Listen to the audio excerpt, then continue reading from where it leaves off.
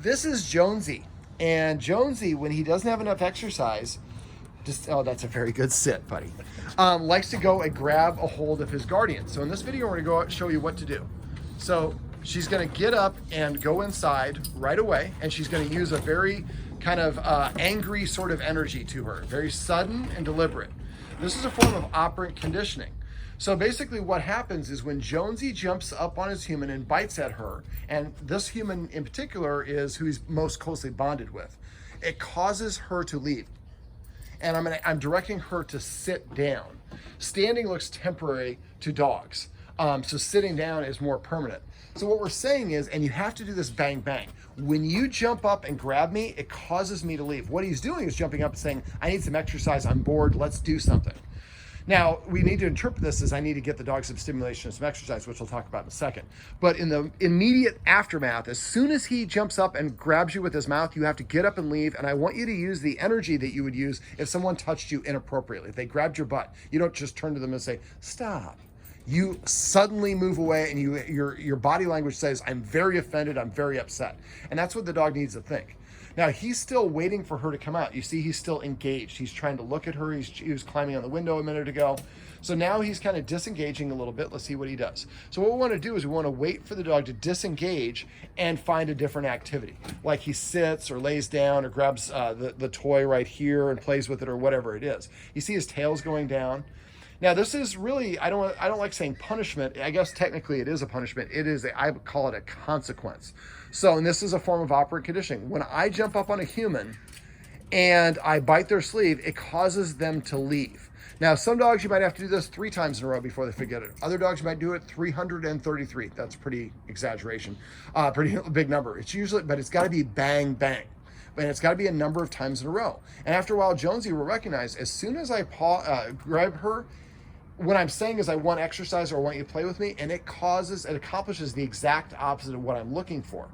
Now, we're going to also talk about petting with a purpose and what I call passive training, which are rewarding the dogs for doing things that we want, which will motivate him to do those. And he'll learn this activity, jumping up and biting, causes me to get exactly the opposite of what I want, but sitting gets attention. Laying down gets attention. So this is more of an engagement. So he's drinking some water. Now, the exercise part that I talked about a minute ago, we've done this a couple times, but he just goes back and jumps up on her.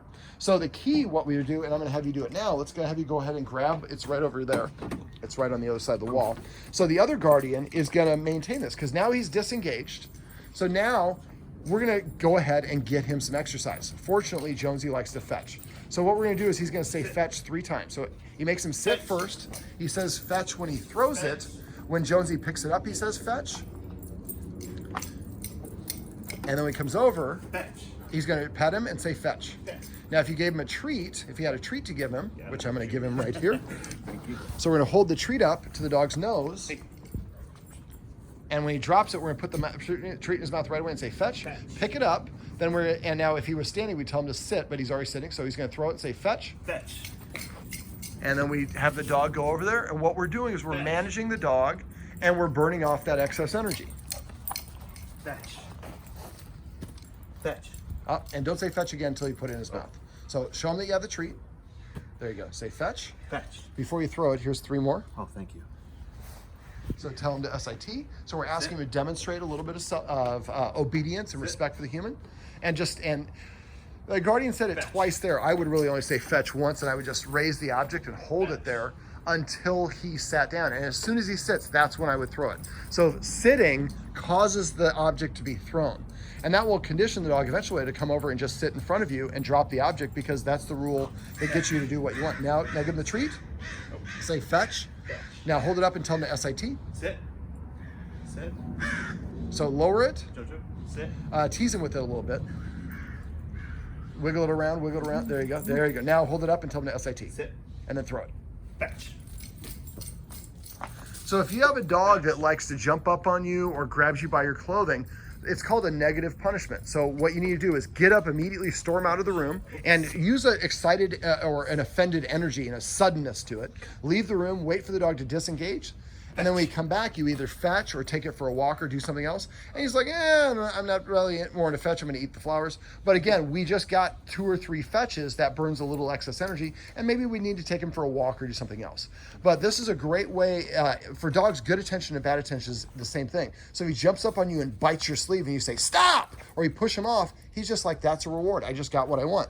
If he's eating flowers, you should interpret that as, or digging holes, or doing other mischief, you interpret that as he needs some energy burned. And so I'm holding up a treat. That's why I got him to sit down.